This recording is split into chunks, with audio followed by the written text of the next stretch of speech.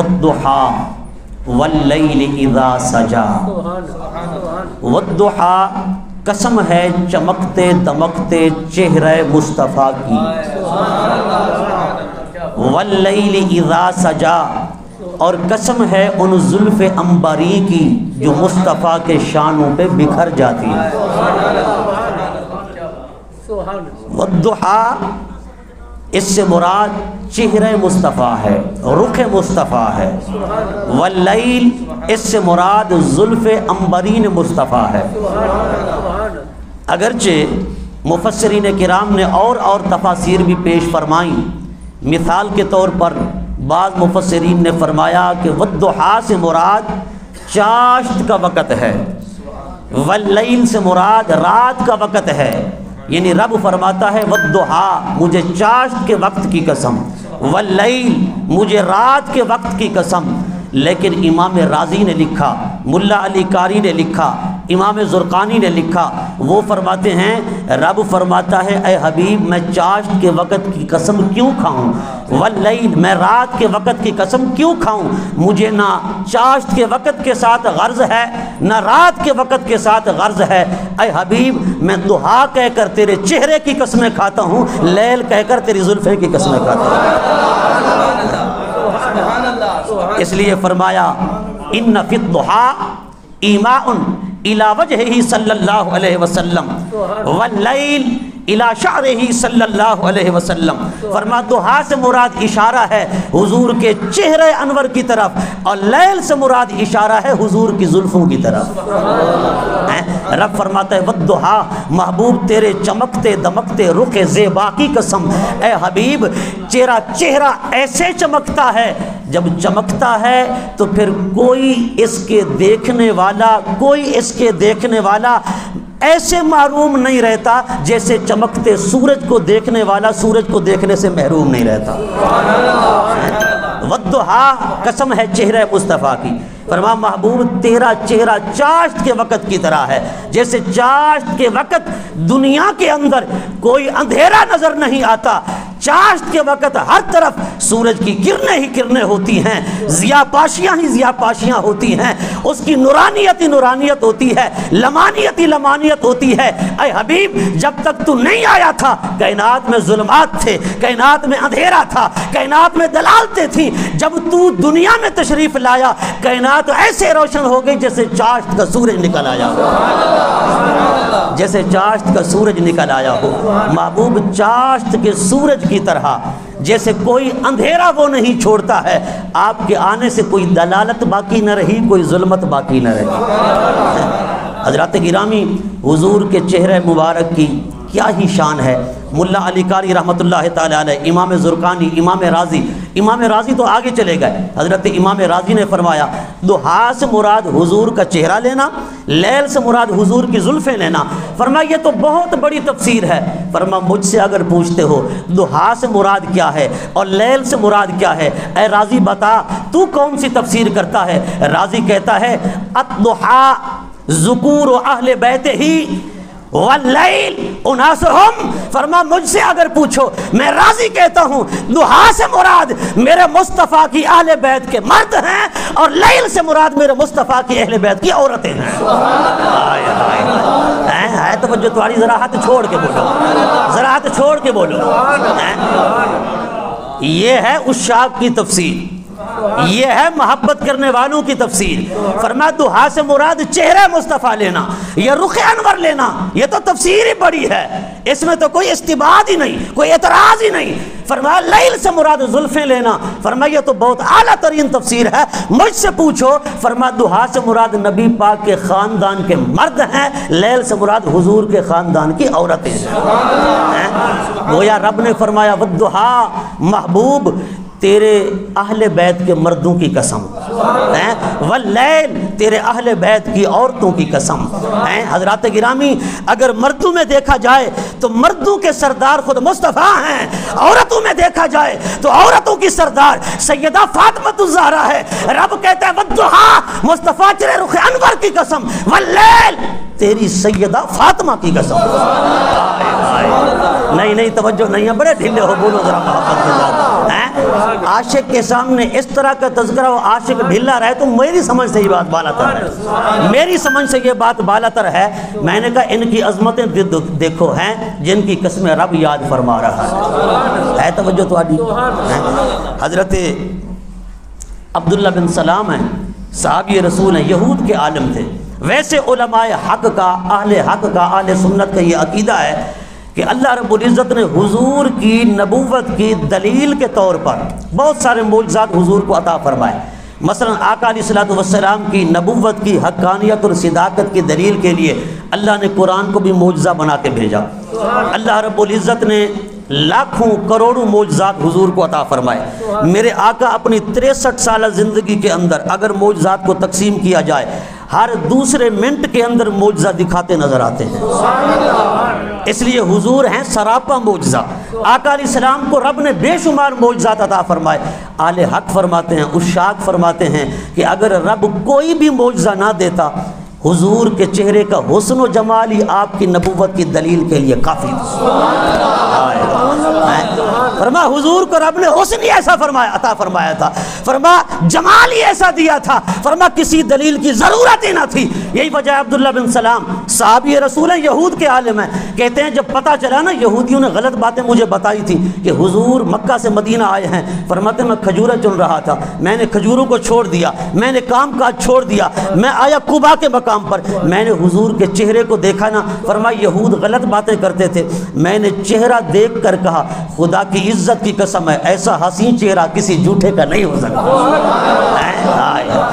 ایسا حسین چہرہ کسی جھوٹے کا نہیں ہو سکتا۔ فرما میں نے کوئی دلیل نہیں مانگی، میں نے فوراً کلمہ پڑھا، مشرب اسلام ہو گیا، فوراً میں نے کلمہ پڑھ لیا۔ حضرت عبداللہ بن سلام فرماتے حضور کا چہرہ ہی ایسا حسین تھا۔ اس لیے جتنے بھی پیغمبر آئے نا اللہ نے ان کو جو مہر نبوت عطا فرمائی تھی نا وہ انگوٹھی کے طور پر ہوتی تھی اور ان کی انگلی کے اندر ڈالی جاتی تھی، پھر اتار لی جاتی، پھر ڈال لی جاتی، پھر اتار لی جاتی، پھر ڈال لی جاتی۔ وہ اس طرح کہ آدم علیہ السلام آئے رب نے ان کو مہر نبوت عطا فرما دی، پھر حضرت نوح علیہ السلام آئے وہ انگوٹھی نوح علیہ السلام کے پاس آ گئی، پھر اور پیغمبر ہے ان کے پاس آ گئی، پھر اور رسول ہے ان کے پاس آ گئی، یعنی وہ پہن بھی لیتے تھے اتر بھی جاتی تھی، لیکن رب نے تیرے میرے آقا کی مہر نبوت کو انگوٹھی کی صورت میں عطا نہیں فرمایا۔ رب نے حضور کو جو مہر نبوت عطا فرمائی نا وہ دونوں شانوں کے درمیان فکس کر دی۔ حضور کی مہر نبوت دونوں کندھوں کے درمیان فکس تھی، لگی ہوئی تھی، وہ انگوٹھی کے طور پر نہیں تھی، اس پر لکھا تھا محمد الرسول اللہ۔ کیا لکھا تھا؟ محمد الرسول اللہ۔ رب نے مہر نبوت دونوں کندھوں کے درمیان کیوں لگائی؟ فرما ہر نبی کے پاس جب کوئی آتا نا دلیل مانگنے والا تو کہتا آپ نبی ہیں، وہ کہتے ہاں نبی ہوں، کہا دلیل کیا ہے؟ کوئی دلیل دو، وہ کہتے یہ مہر نبوت ہے، یہ میری نبوت کی دلیل ہے۔ حضرت موسیٰ سے پوچھا گیا آپ نے انگوٹھی دکھائی، حضرت عیسیٰ سے پوچھا گیا آپ نے انگوٹھی دکھائی، جب باری آئی نا آمنہ کے لال کی رب نے انگوٹھی کے طور پر مہر نبوت نہیں عطا فرمائی، رب نے فرمایا محبوب انگوٹھیاں وہ دکھاتے ہیں جن کے پاس کوئی اور دلیل نہ ہو۔ اے حبیب تیری مہر نبوت کو ہم نے انگوٹھے میں نہیں رکھا، آپ کے شانوں کے درمیان رکھا۔ کیوں؟ کہ مہر نبوت دیکھنے کی حاجت ہی نہیں، جو چہرہ دیکھے گا قربان ہو جائے گا۔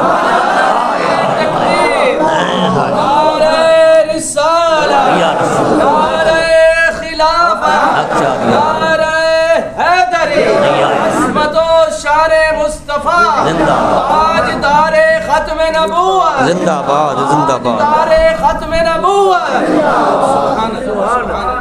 اے رب نے مہر نبوت انگوٹھی کی صورت میں کیوں نہیں دی؟ کہ فرمایا آپ کو دکھانے کی ضرورت ہی نہیں پڑے گی، جو چہرہ دیکھے گا آپ کے سچے ہونے کا یقین کر لے گا۔ رب نے چہرہ ہی ایسا بنایا تھا، حسن و جمال ہی ایسا عطا کیا تھا، فرما مہر نبوت کو انگوٹھی کی صورت میں دکھانے کی حاجت ہی نہیں پڑے گی۔ ایک تو یہ، اور دوسرا یہ کہ رب نے انگوٹھی کی صورت میں مہر نبوت نبیوں کو اس لیے عطا فرمائی، اس لیے عطا فرماتا رہا کہ کہ ایک نبی کی نبوت ختم ہوئی تو دوسرے کو عطا کر دی، دوسرے کی ختم ہوئی تیسرے کو عطا کر دی، تیسرے کی ختم ہوئی چوتھے کو عطا کر دی، چوتھے کی ختم ہوئی پانچویں کو عطا کر دی۔ اس طرح نبوت بھی آگے چلتی رہی، مہر نبوت بھی آگے چلتی رہی، لیکن حضور کے بعد چونکہ کسی نبی نے نہیں آنا تھا، کسی رسول نے نہیں آنا تھا، رب نے دونوں کندھوں کے درمیان مہر نبوت کو پکا کر دیا، فکس کر دیا اور بتا دیا کائنات والو اب نہ مہر نبوت منتقل ہوگی نہ نبوت منتقل ہوگی۔ فرما میں نے نبوت بھی مصطفیٰ پہ تمام کر دی ہے، مہر نبوت بھی مصطفیٰ کی ذات میں پکی کر دی ہے۔ دو باتیں، یعنی ایک تو حضور کے چہرے کا حسن و جمال ایسا تھا مہر نبوت کو دیکھنے کی حاجت نہ پڑتی تھی، اور دوسرا کہ نبوت اب آگے منتقل نہیں ہوگی، سلسلہ نبوت کو رب نے تمام کر دیا حضور کی ذات پر۔ حضرات گرامی مولانا روم رحمۃ اللہ علیہ فرماتے ہیں کہ ایک مرتبہ نا جبرائیل امین علیہ السلام نے آقا علیہ السلام کی بارگاہ میں عرض کی، حضور نے فرمایا جبرائیل ذرا اپنا حسن و جمال تو دکھا۔ حضور نے کس کو فرمایا؟ نہیں توجہ نہیں ہے، تھوڑی بڑے ڈلے ہو کے بیٹھو، یہ جو ہاتھ باندھ کے بیٹھتے ہو نا یا گھٹنے اٹھا کے بیٹھتے ہو بڑی تکلیف ہوتی ہے۔ میں کہتا ہوں کہ ہماری محنت کو ستیہ ناش کیا جا رہا ہے، ذرا ہاتھ چھوڑ کے بیٹھو نا، ذرا مجھے بھی پتہ چلے، سستی کی نشانی نہیں ہونی چاہیے۔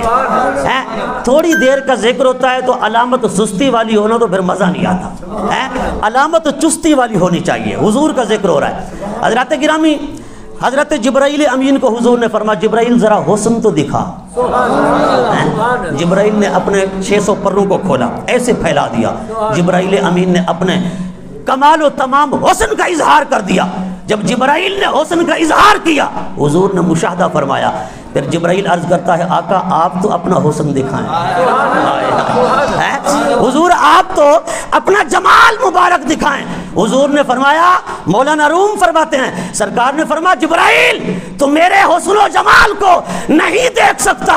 حضرت مولانا عارف رومی فرماتے ہیں اگر مصطفیٰ اپنے حسن و جمال سے ایک پردہ بھی اٹھاتے فرمایا جبرائیل دیکھ کر تاب نہ لا سکتے، قیامت تک بے ہوش ہو جاتے۔ فرمایا حضور کا حسن و جمال دیکھ کر صرف ایک حجاب اٹھاتے، فرمایا تاب نہ لگ سکتے، قیامت تک بے ہوش ہو جاتے۔ اس لیے جبرائیل نے تو حسن مصطفیٰ کو نہیں دیکھا اور نہ دیکھ سکتا تھا، اس لیے علماء فرماتے ہیں جبرائیل تو نے کمال و تمام حضور کا حسن نہیں دیکھا، اگر دیکھ لیتا نا تو کبھی تجھے سدرہ جانے کی ضرورت ہی نہ پڑتی، تو سدرہ کو بھی بھول جاتا۔ حضرات گرامی امام قرطبی علیہ الرحمہ فرماتے ہیں آقا علیہ السلام کے حسن و جمال کے کیا کہنے، فرماتے ہیں لم یظہر لنا تمام حسن ہی صلی اللہ علیہ وسلم لما اطاقت اعیننا رؤیتہ صلی اللہ علیہ وسلم۔ فرما رب نے سارا حسن و جمال مصطفیٰ کریم کا ہماری آنکھوں کے سامنے ظاہر ہی نہیں فرمایا، کیوں؟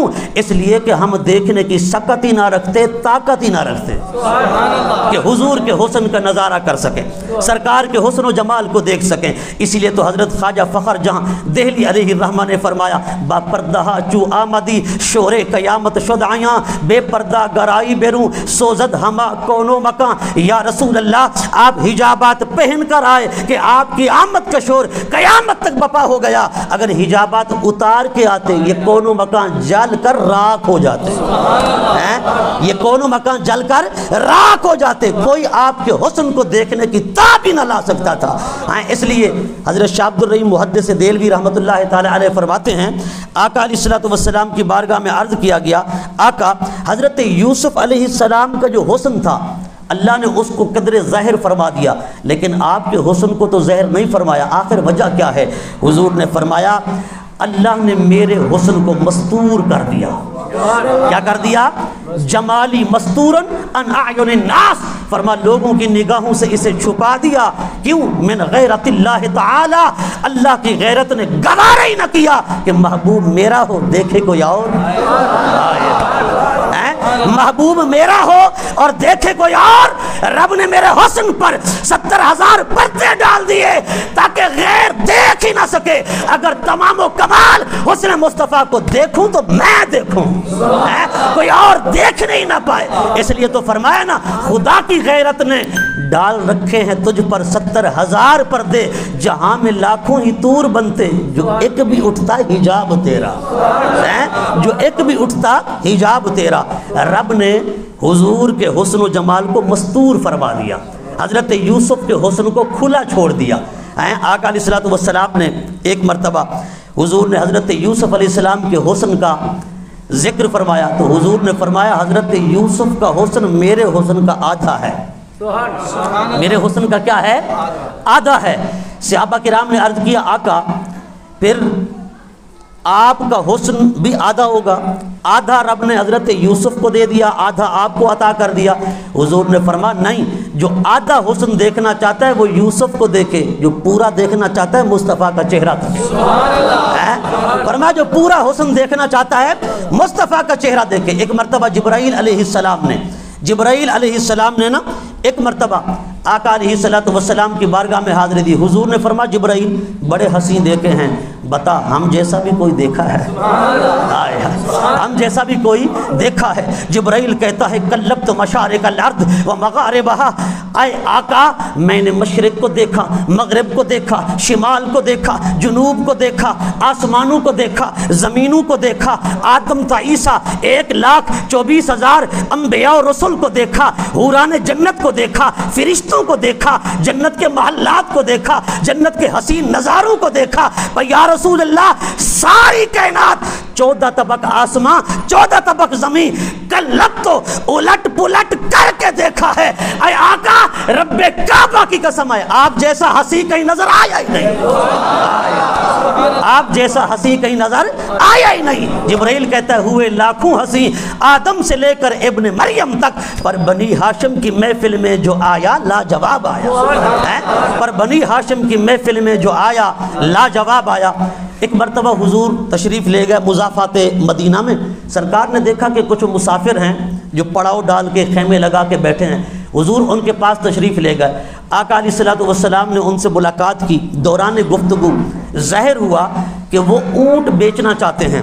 حضور نے فرمایا یہ اونٹ جو ہے یہ مجھے دے دو، میں تمہیں اس کی قیمت چکا دوں گا۔ انہوں نے حضور کو وہ اونٹ دے دیا۔ آقا علیہ السلام نے لیا، حضور مدینہ شریف کے شہر کی طرف چل دیے۔ وہ مضافات کے اندر بیٹھے تھے، جب آقا علیہ السلام آنکھوں سے اوجھل ہوئے، حضور نے قیمت نہیں ادا کی، قیمت دینے کا وعدہ فرمایا تھا۔ آقا علیہ السلام جب ان کی نگاہوں سے اوجھل ہوئے نا تو وہ آپس کے اندر چہمے گویاں کرنے لگے، آپس کے اندر ملامت کرنے لگے۔ ایک نے کہا یار لگتا ہے ہم سے فراڈ ہو گیا، دوسرے نے بھی کہا لگتا ہے بس وہ اپنے حسن و جمال کے سحر میں ہمیں پھنسا کر چلا گیا۔ ایک کہتا ہے انہوں نے کہا آپس میں تم ایک دوسرے کے ساتھ باتیں کرتے رہے، ان سے تو تم نے پوچھا ہی نہیں تمہارا نام کیا ہے، ہو کون، کہاں کے رہنے والے ہو، کون آئے گا، کس وقت آئے گا، کب آئے گا، کیسے آئے گا، پوری ڈیٹیل تو لیتے نا۔ ایک نے کہا یار بس کیا پوچھتے ہو، میں تو ان کی زلفوں کو دیکھتا ہی رہ گیا۔ دوسرا کہتا ہے بس میرا حال بھی نہ پوچھ، میں تو ان کے چہرے پہ جو انوارات اتر رہے تھے ان کو تکتا رہ گیا۔ تیسرے نے کہا میں تو ان کی قد و قامت میں محو ہو گیا تھا کہ رب نے ایسا معتدل الاعضاء بنایا، ایسے حسین اعضاء والا بنایا، کوئی عضو اوپر نیچے نہیں ہے، معتدل الاعضاء، بڑا حسین جوان ہے، میں تو بس یہی سراپے مصطفیٰ دیکھتا رہ گیا۔ چوتھے نے کہا یار کیا پوچھتے ہو، جب وہ بولتے تھے اور پھول جھڑتے تھے نا موتی نکلتے تھے، میں تو وہی موتی ہی چنتا رہ گیا۔ اللہ اکبر۔ کہتے ہیں بس وہ اپنے حسن و جمال کے سحر میں ہمیں پھنسا کر چلا گیا، ہمیں لوٹ کے چلا گیا۔ سالار قافلہ کی بیوی خیمے میں بیٹھی تھی، اس نے کہا اس کو ملامت نہ کرو اور نہ اس پر کوئی بات کرو، نہ اس کو کوئی تانا دو، نہ اس کے خلاف کوئی بات کرو، میں ضمانت دیتی ہوں کہ وہ سچا تھا، ضرور آئے گا۔ انہوں نے کہا سالار قافلہ کی بیوی کیا تو جانتی ہے وہ سچا تھا، ضرور آئے گا؟ اس نے کہا میں واقف تو نہیں ہوں، میں جانتی تو نہیں ہوں، نہ مجھے نام کا پتہ ہے، نہ قبیلے کا پتہ ہے، نہ علاقے کا پتہ ہے، نہ خاندان کا، پر ان کا چہرہ ہی ایسا حسین تھا، مجھے لگتا تھا اتنے حسین چہرے والا جھوٹا نہیں ہو سکتا۔ نعرہ رسالت، نعرہ خلافت، حیدری عظمت و شان مصطفیٰ سبحان اللہ. ایسے حسین چہرے والا جھوٹا نہیں ہو سکتا. حضرات گرامی حضور کے حسن و جمال کے کیا کہنے. یہاں تو عالم یہ ہے اللہ اکبر. حضرت موسیٰ علیہ السلام نے اللہ رب العزت کی صفت کے جلوے کو دیکھا تھا. صفت کے جلوے کو اللہ نے عکس ڈالا پہاڑ پر. حضرت موسیٰ علیہ السلام نے پہاڑ کو تکا. رب نے یہ بھی نہیں فرمایا میری صفت ادھر سے آ رہی ہے ادھر دیکھ, نہیں, رب نے فرمایا پہاڑ کو دیکھ. الی الجبل, پہاڑ کو دیکھ. حضرت موسیٰ نے پہاڑ کو دیکھا. رب نے صفت کا جلوہ پہاڑ پہ ڈالا. حضرت موسیٰ نے دیکھا بے ہوش ہو کر گر پڑے. 40 دن تک بے ہوش رہے. 40 دن کے بعد افاقہ آیا. حضرت موسیٰ علیہ السلام اٹھے. آپ کی بینائی کا عالم یہ تھا, آپ کی بینائی کا عالم یہ تھا, کہتے ہیں کہ رات کے گھپ اندھیرے کے اندر 30 میل کے فاصلے تک گھپ اندھیری رات میں سیاہ پتھر کے اندر اگر چیوٹی چلتی تھی حضرت موسیٰ علیہ السلام اپنی نگاہ سے دیکھ لیتے تھے. اور میں نے کہا جو خدا کی صفت کے حسن کا نظارہ کرے, صفت کے پرتاؤ کا جلوہ دیکھے, پرتاؤ دیکھے, اس کی بینائی کا یہ عالم ہے کہ رات کے گھپ اندھیرے میں 30 میل کے فاصلے پر سیاہ پتھر کے اندر چلتی ہوئی چیونٹی کو دیکھ لیتا ہے جس نے حسن صفت کو نہیں حسن ذات کا نظارہ کیا ہو. رائے تو ربی فی احسن صورت. اور کائنات والا میں نے خدا کی صفات کو نہیں, خدا کی صفات کو تو اپنے اوپر لیا ہے, میں نے خدا کی ذات کو دیکھا ہے. ہائے ہائے, خدا کی ذات کو دیکھا ہے. اس لیے صحابہ کو حضور نے فرمایا میرے غلاموں میں آدم کی طرح نہیں کہوں گا, میں نوح کی طرح نہیں کہوں گا, نہ موسیٰ کی طرح کہوں گا, نہ عیسیٰ کی طرح کہوں گا. وہ سارے پیغمبر آئے خدا کو بن دیکھے دعوت دیتے رہے, پر میں وہ ہوں من رآنی فقد رأى الحق تعالی. آؤ اگر خدا کو دیکھنا چاہتے ہو چہرہ مصطفیٰ تکتے جاؤ, خدا کو پہچانتے جاؤ. چہرہ مصطفیٰ تکتے جاؤ, خدا کو پہچانتے جاؤ. اس لیے تو فرمایا نا آفا کہا گردید ہم میرے بتاں ورزید ہم بسیار خوباں دید ہم, لیکن تو چیزیں دیگری ہیں. کوئی کہتا ہے الیوم بسر حدید وے ہر وقت یار تے دید وے کلی قلب عشق کلید وے تے کجڑے راز پدید وے یو ادنا عبد فرید وے. کوئی کہتا ہے حقیقت محمد دی پا کوئی نہیں سکتا, اتھا چپ دی جاہے علا کوئی نہیں سکتا. کوئی کہتا ہے شاہی ندی دم در جہاں از کاف تاہم کیرواں, نئے در زمین نئے در سما, نئے در زمین نئے در سما, نئے در زمین نئے در سما. جو مصطفیٰ باشد دیگر او کائنات والا مصطفیٰ جیسا نہ زمین میں ہے نہ آسمان میں ہے, نہ ادھر ہے نہ ادھر ہے. اس لیے فرمایا کوئی مثل نہ ڈھولن دی, چپ کر میرے علی اتھے جا نہیں ہو بولن. بزرگ فرماتے ہیں اتھے جا نہیں ہو بولن دی, ملا بک بک کرتے نہیں تھکتا. اللہ اکبر. حضرات گرامی حضور کے حسن و جمال کی جس نے بھی جھلک دیکھی وہی قربان ہو گیا. حضرت سیدنا اویس کرنی رضی اللہ تعالیٰ عنہ جس وقت مولائے کائنات اور حضرت عمر فاروق حضرت اویس کرنی کی خدمت میں آئے, حضرت اویس نے کہا کہ اے عمر اے علی کیا حضور کو تم نے دیکھا تھا؟ حضرت عمر اور حضرت علی کہتے ہیں اویس کیسی بات کرتے ہو, زندگی تو حضور کے قدموں میں گزر گئی ہے, سرکار کی غلامی کرتے کرتے زندگی بیت گئی ہے. عمر کیسے, حضرت اویس سے کہا, حضرت عمر نے کیسی بات کرتے ہو؟ حضرت اویس نے کہا لم تر یا رسول اللہ صلی اللہ علیہ وسلم الا ذلہ. اے عمر اے علی خدا کی عزت کی قسم جو کچھ تم دیکھتے رہے ہو وہ حسن حقیقت مصطفیٰ نہ تھا, وہ حقیقت مصطفیٰ کا ایک اولا تھا, ایک پرتاؤ تھا. حقیقت مصطفیٰ کچھ اور ہے. فرمایا جو کچھ تم دیکھتے رہے وہ تو ایک جلوہ تھا, وہ تو ایک پرتاؤ تھا, حقیقت مصطفیٰ کچھ اور ہے. اللہ اکبر. حضور کے حسن و جمال کے کیا کہنے. حضرات گرامی آقا علیہ الصلوۃ والسلام کے حسن کا عالم یہ تھا. دیکھیں اللہ رب العزت اپنی ذات کو ہم سے منوانا چاہتا تھا نا, اپنی ذات کو, لیکن اس کو ماننے کے لیے, اس سے محبت کرنے کے لیے, اس سے عشق کرنے کے لیے, اس سے پیار کرنے کے لیے یہ انسان کی طبیعت کا تقاضا ہے کہ وہ کسی چیز کو دیکھے تو تب پیار کرتا ہے، کسی چیز کو دیکھے تو تب محبت کرتا ہے، دیکھے بغیر محبت نہیں کرتا۔ اس کی آنکھ بھی ہو، اس کے رخسار بھی ہو، اس کا چہرہ بھی ہو، اس کا سراپا بھی ہو، پر رب آنکھ سے پاک ہے، رب زبان سے پاک ہے، رب رخسار سے پاک ہے، پیشانی سے پاک ہے، سراپا سے پاک ہے، ظاہری حسن و جمال سے پاک ہے، تو اسے کیسے دیکھیں اور محبت ہو؟ انسان کی طبیعت اور فطرت ہے کہ دیکھتا ہے تو محبت کرتا ہے، وہ تو اس انسانی اعضاء سے پاک ہے۔ تو پھر رب نے فرمایا اگر صورت دیکھ کے جان دینی ہے، رب نے فرمایا او میرے بندو اگر صورت دیکھ کر جان دینی ہے تو ایسی صورت بناؤں گا زمانہ کہے گا اس صورت نو میں جان آکھاں کہ جانے جہان آکھاں۔ اللہ اکبر، سچ آکھاں تے رب دی میں شان آکھاں۔